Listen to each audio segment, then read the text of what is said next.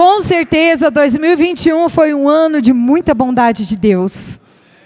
Na minha vida foi assim, na minha casa também. Eu tenho certeza que na sua casa não foi diferente, porque Deus não escolhe pessoas diferentes umas das outras.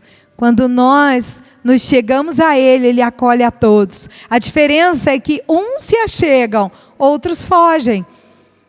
Que você seja aquele filho que se aproxima, amém? E hoje eu quero ministrar um pouco sobre a generosidade de Deus. A Bíblia diz no Salmo 112, a alma generosa prospera. E não só prospera, como sela destinos. Abra a sua Bíblia comigo em 1 Samuel, por favor. Vou pedir para os meninos colocarem aqui, 1 Samuel, capítulo 30. Geralmente eu não leio algo tão longo, mas esse realmente eu vou precisar ler para que você entenda a história. Então, acompanhe comigo aqui, por favor. Nós vamos ler.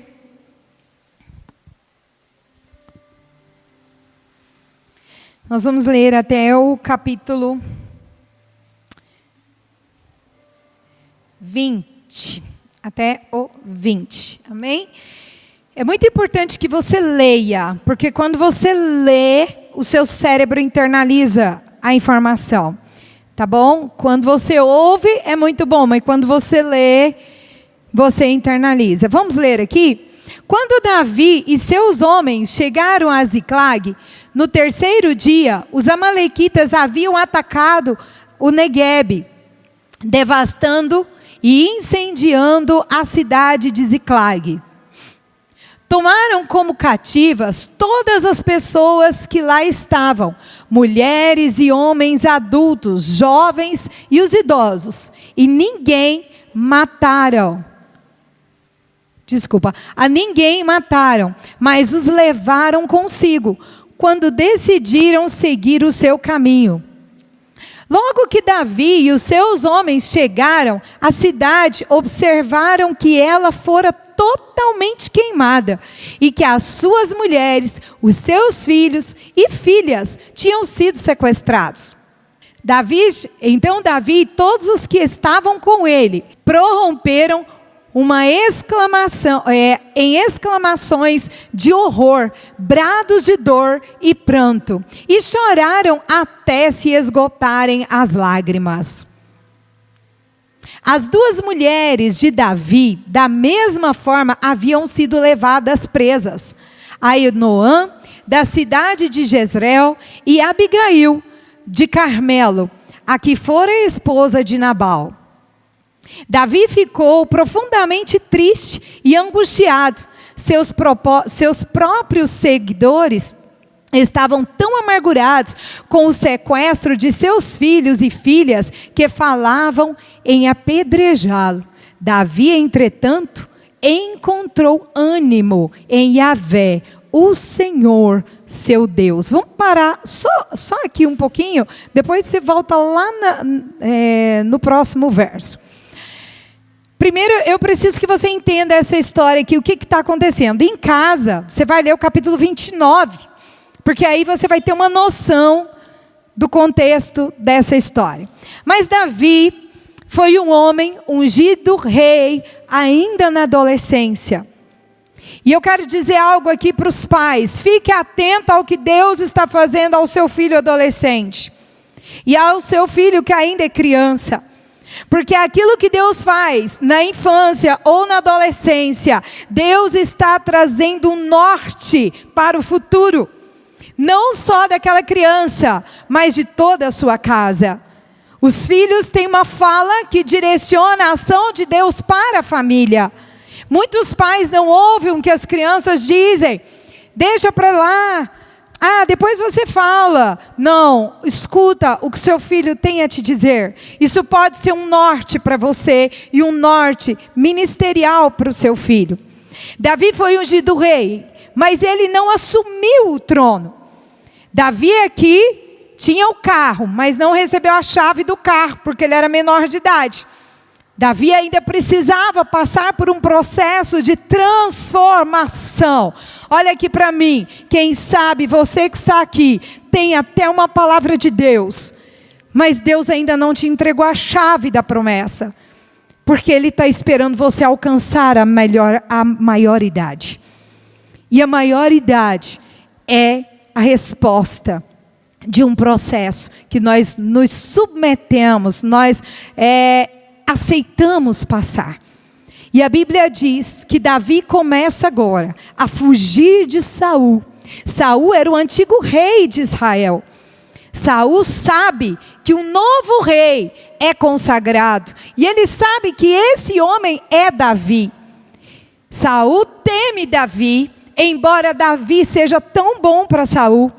Davi serve no templo, no palácio. Davi serve Saul com todo o coração. Mas Saul, movido por um espírito maligno, se levanta para atacar Davi. Quem aqui já viveu uma situação assim? Às vezes você faz o bem para alguém e você recebe pedrada. Você faz bondade para alguém e você recebe calúnia. Você faz coisas boas para alguém e você é rejeitado por essa pessoa. Davi viveu isso. Então, irmão, você não está só nessa história, não. Isso é mais antigo do que tudo. E a Bíblia diz que Davi agora começa a fugir de Saul. E foge. Mas Davi é um guerreiro experiente, treinado nas malhadas. Só que chega um ponto que Davi está tão cansado de fugir. Chega um ponto que não tem mais nem para onde fugir. E agora, Davi vai para a terra dos filisteus. Quem lembra dos filisteus aqui? Davi se esconde na terra dos filisteus. O problema é que o rei dos filisteus tem medo de Davi. E tem medo que Davi lute contra os seus, contra os daquele lugar. Só que Davi tinha uma característica, e essa característica, ela é característica de filho e filha de Deus. Sabe o quê? Generosidade, reconhecimento da bondade. Davi sabia muito bem dizer obrigada. Davi jamais levantaria a espada contra os seus. Jamais lutaria contra os da sua casa, contra aqueles que o receberam tão bem. E Davi nunca teve na mente a ideia de lutar contra o povo de Ziclag. Portanto, todos os dias, o rei chegava até Davi e dizia: e aí, Davi, hoje você lutou contra quem? E aí Davi dizia: eu lutei contra fulano, contra o povo tal, contra o povo tal. E quanto mais Davi contava das suas conquistas, mais o rei se atemorizava, mais o rei ficava angustiado. Então o rei deu para Davi uma terra chamada Ziclag, para que Davi ficasse lá junto com o seu povo, junto com os seus soldados. A Bíblia conta então, depois de tudo isso que eu te contei, que ele sai para uma nova batalha junto com os seus homens. O problema é que quando Davi volta, eles levam um susto. A sua terra tinha sido invadida. O seu povo, as suas mulheres, seus filhos, seu gado, tudo que eles tinham foi arrancado deles. E quando Davi chega, Davi se entristece. O povo se entristece. Aqueles homens guerreiros, aqueles homens forjados na guerra, agora são abatidos, estão cabisbaixos, estão feridos, estão magoados, estão chateados, se sentindo traídos. Oh, querido, vamos trazer essa história para o nosso contexto? Quantas vezes você está até na obra de Deus, e quando você chega, a sua casa está destruída? Quantas vezes você está trabalhando fora, e quando você volta, você leva um susto? porque os céus não estão mais com você. E quantas vezes nós somos traídos pelos da nossa casa? Quantas vezes nós estamos ali sofrendo aquela situação, porque ela é fruto de alguém que não entendeu a sua bondade, a sua benevolência com a própria pessoa. Abigail, uma das esposas de Davi, é fruto de uma situação semelhante. Nabal, o antigo marido de Abigail, era um homem rude, um homem malvado. Davi cuidou das suas ovelhas e quando Davi precisou de alguma coisa, ele fechou as portas para Davi. Quantos filhos fecham as portas para os pais? Quantos pais fecham as portas para os filhos? Quantos patrões fecham as portas para os funcionários? Quantos funcionários fecham a porta do seu coração para os seus patrões? Quantos membros fecham as portas para os seus pastores? Quantos pastores fecham a porta do coração para os seus membros? O nosso coração é terra que ninguém anda, não é? Assim diz o ditado popular. Mas a Bíblia diz que a oração sincera, a alma generosa, a alma que reconhece o bem que lhe é feito, isso é devolvido 1000 vezes mais e vai superabundar. E Davi tinha essa característica de sobra. Davi era grato. Davi honrava aqueles que o honravam. Davi era um homem benevolente, pacífico, pacificador.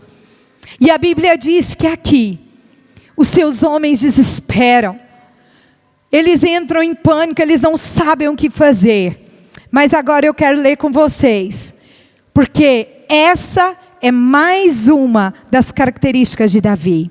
No meio da turbulência, no meio da angústia, no meio da desilusão, enquanto muitos te fecham a porta, uns desistem, cada um toma uma decisão, cada um tem um posicionamento. Uns desistem, outros entram em depressão, outros vivem crise de ansiedade, outros não querem saber de nada, mas outros vão buscar a Deus. E esse foi o posicionamento de Davi. Leia comigo o próximo verso. Então declarou Davi ao sacerdote Abiatar, filho de Aimeleque: rogo-te, traze-me depressa o éfode, o colete sacerdotal. Abiatar o trouxe a Davi. E ele perguntou ao Senhor: perseguirei a esse bando de invasores? Alcançá-los-ei? E a resposta foi: sim! De Deus vem o sim e o amém para todos aqueles que reconhecem o seu favor, para todos aqueles que conhecem também pessoas que são usadas para nos abençoar em tempos de angústia. Ontem à tarde aconteceu algo tão tremendo na minha casa, eu nem contei para o meu esposo. A minha filha não amanheceu muito bem, e a gente passou a noite cuidando dela. Quem é pai e mãe aqui sabe do que eu estou falando. Quando foi no outro dia, no café da manhã, a Rebeca olhou para mim com lágrimas nos olhos e disse: mãe, eu quero te agradecer por cuidar tão bem de mim em momentos tão difíceis. Gente, a minha filha tem 7 anos. E já tem um coração bondoso, um coração grato. Eu disse: filha, o meu amor por você vai muito além dessa situação. E eu farei muito mais enquanto vida eu tiver, porque o meu Deus me ensina assim. Nós precisamos ensinar isso para os nossos filhos. Gratidão. Gratidão.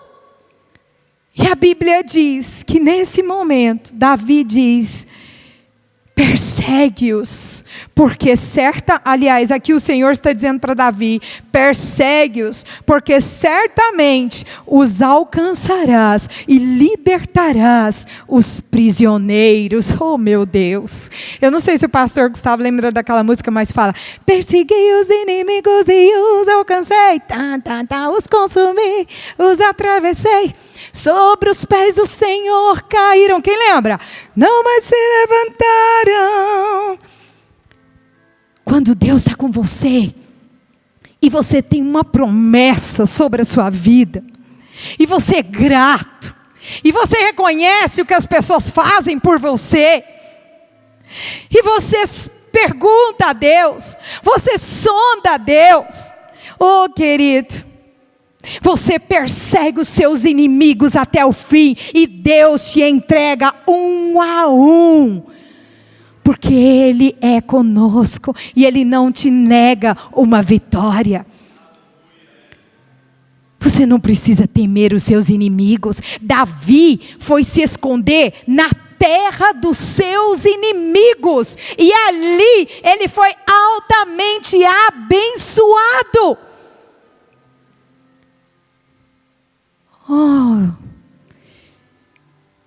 Eu acho que você não está entendendo a profundidade desse texto. Esse texto é incrível.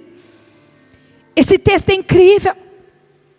Sabe o que é dependência de Deus? Esse texto me fala sobre dependência absoluta. Dependência de Deus é acordar pela manhã e perguntar, Senhor, eu tenho que comprar o pão, eu vou nessa padaria ou não? Porque quando você acorda, você pode sofrer um acidente, pode não voltar para casa. Sim ou não? Sim. Dependência de Deus. Senhor, eu tenho um sonho, mas antes eu quero viver o teu propósito para mim, Senhor. Senhor, eu estou projetando 2022, mas cada um desses dias serão vividos para a glória e honra do teu nome. E tudo que eu conquistar, eu te darei a glória, Senhor. Esse é um coração que reconhece Deus em todos os seus caminhos. Nada vem de nós, nada é por acaso. Se você tem um dom, se você tem um talento, se você tem uma aptidão, se você tem uma vocação, tudo é por causa dele, tudo vem dele. E ouça, tudo volta para ele. Sabe, nós temos um péssimo hábito. A gente vai orar, a gente só entrega a Deus o pior. A gente vem para o altar, a gente só entrega a Deus o que não presta. A gente chega no altar e diz, Senhor, eu sou fraco, eu sou isso, eu sou aquilo, eu sou... Parece a oração de Moisés. Deus chama Moisés, Moisés diz, Senhor, eu sou gago. Deus fala, eu sei. Quem te fez fui eu. Claro que eu sei que você é gago. Em 2022 nós vamos mudar a nossa oração. Nós vamos chegar diante do altar para oferecer nossos dons, nossos talentos, nossas aptidões, nossa vocação. Nós vamos chegar e dizer, Senhor, eu sou muito bom nisso, por isso eu te entrego. Senhor, eu sou muito bom na culinária, por isso eu te entrego esse dom. Senhor, eu sou um músico de excelência, por isso eu te devolvo o meu dom. Por isso eu te entrego, Senhor. Eu te oferto aquilo que eu tenho de melhor. Queridos, Ele é rei. Como você encontraria um rei? O que você diria para um rei? Esses dias eu fiquei me perguntando, muitas pessoas pedem oportunidade. Senhor, me dá uma oportunidade, mas quando a oportunidade chega, você não sabe o que fazer, você não sabe o que falar, você não sabe se portar e você perde a oportunidade. Quantas pessoas ficam na fila de um autógrafo? Quem veio de capital como eu, vê isso direto. Pessoas ilustres que vão fazer lançamento de livro, lançamento de filme, lançamento de não sei o que. E no final tem aquela fila gigantesca. E a pessoa fica, nossa, esses dias eu atendi uma moça, ela falou, eu tirei foto com o meu cantor preferido. Eu falei, quem é seu cantor preferido? Ela falou o nome lá que eu nunca nem ouvi falar. Pensei, nossa, isso deve ser famoso mesmo, né? Eu nem conheço. Embora que, gente, se depender de mim, o que acontece? A questão é, ela chegou até o rapaz, tirou uma foto. Sim, ok, que bom, ela conheceu o rapaz, mas e aí? Isso mudou o que na vida dela? Essa oportunidade que ela queria tanto, para quê? E a minha pergunta para você hoje é: por que é que você está sonhando com isso que você escreveu aí? Qual é a finalidade desse pedido? Qual é a finalidade de abrir um negócio? Qual é a finalidade de ser o melhor naquilo que você faz? Querido, se a finalidade não for dar a Deus honra e glória, esqueça, porque está tudo errado. Davi entendia isso. Qual é a finalidade dessa mulher que você escolheu para casar? Qual é a finalidade desse casamento? Qual é a finalidade desse homem que você escolheu para casar? Eu vejo tanta gente reclamar do cônjuge. Você teve um tempo para você escolher, tempo de namoro, tempo de noivado. Se não escolheu direito, querida, então agora fecha o olho e ora para Deus mudar a sorte, porque você teve um período para escolher, escolheu porque quis. Deus não te obrigou a casar. E aí eu ouço tantos mitos. Ah, porque Deus trouxe essa pessoa para mim. Não, Deus não traz ninguém para ninguém, não. O pastor Pedro fala uma coisa muito séria. A pessoa chega e fala: pastor, estou relacionando com a moça. Será que ela para mim? O pastor Pedro fala assim: ela é mulher? É. Ela é serva de Deus? É. Você é homem? Sou. Então pronto, irmão. Simples assim. Agora, esse homem, essa mulher, quem escolhe é você. Porque depois, entre quatro paredes, não adianta dizer: oh Deus, o Senhor não está vendo o que eu estou passando. Ele diz: sim, estou vendo. Mas na hora da sua escolha você não fez como Davi. Você não chamou o sacerdote. Você não buscou o éfode. Você não buscou você não buscou a pistola sacerdotal. A estola sacerdotal. Você não consultou a Deus. E agora, você está colhendo os frutos das suas escolhas. Nós vivemos resultados das nossas escolhas. Mas uma alma que não é generosa, geralmente, ela não vive boas escolhas. Agora, quando eu falo de generosidade, eu não estou falando de superabundar, esperar superabundar para ser generoso, não. Eu estou falando de você usar o que você tem. Davi tinha uma alma tão generosa, que quando ele viu os seus próprios soldados, pessoas que antes eram motivadas, eram guerreiras, eram fortes, quando ele os viu abatidos, Davi não sofreu só por si, ele sofreu por eles. E quando ele foi diante do Senhor, ele foi: Senhor, eu estou aqui na brecha da intercessão. Eu estou aqui, Senhor, não só por mim, mas porque eu quero, Senhor, resgatar tudo que o diabo levou. De todos nós, restitua, ó Deus, restitua. Você sabia que existem roupas que você vai comprar, mas você nunca vai usar? Porque essas roupas não eram para você, elas eram para alguém. Você sabia que existem coisas na sua casa que você vai adquirir, que você nunca vai usar, porque elas não são para você? Elas são para abençoar a vida de alguém. Quantas vezes você levantou e disse: eu vou ligar na casa da minha vizinha e perguntar se hoje eu posso fazer um bolo para abençoar a vida dela?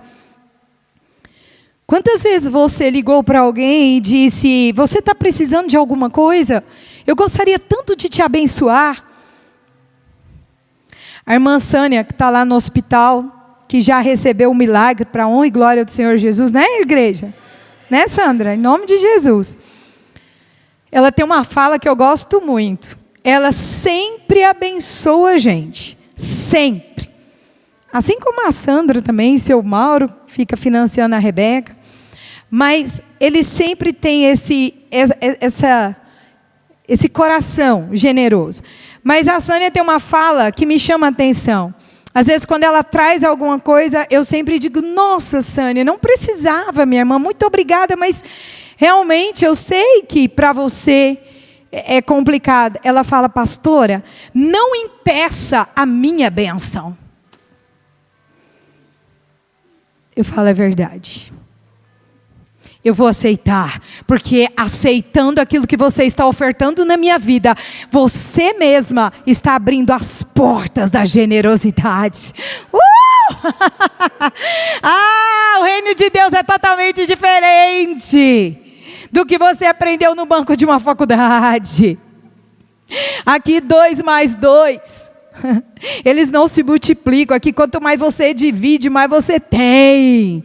Mais você tem. Quanto mais você tira de você, mais tem. Mais tem. Você não precisa pôr para multiplicar, não. Você tem que tirar para sobejar.